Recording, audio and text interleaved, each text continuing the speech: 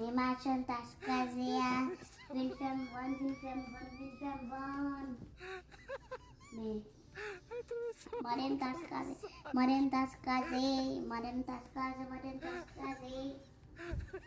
Machan, pou ki sa yi tas kazi wap ven? Pou ki sa wap ven yon nan bel tas sa yo pito? Sak bon yo.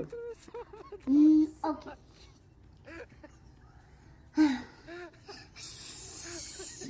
C'est pour moi, ça y a bon chèque.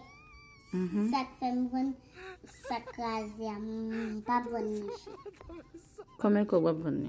Ça, ça bon $20. $20? Si mbo $20 pou li, wap pon $20 nan men? Oui, Wap pon nan men? oui, Ou van mwen li? oui. Sa mbal fa vel li tou kazi al wap mge mwen. Ok. Ma vano new ça et new ça. Komen ko? Ma bossa. Komen ko wap ven mwen sa? Ma bossa pour $50.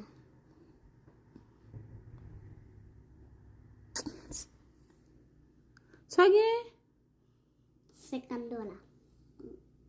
Chérie. $50 chéri? Wap ven mwen sa pou $50? Ça, Wap bom sa kazi a pou $20? $20, ça, $50. Ou mwen dal pou? Jésus, faut pas moi t'aimerais les blancs faire blanc font prière frère. Ça même, ça est pour 600 good. Ça est pour 1000 good. Ça est pour... Ça est pour... $150.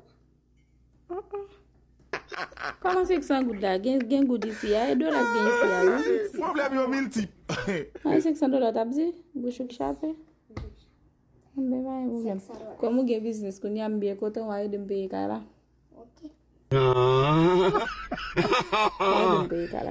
Bon là. Merci an pil moun ki voye kado. Bon là. La bien fè commerce. Kon yon lap kaye dem peye bil yo. Ba peye yo pou kom. Merci an pil ou.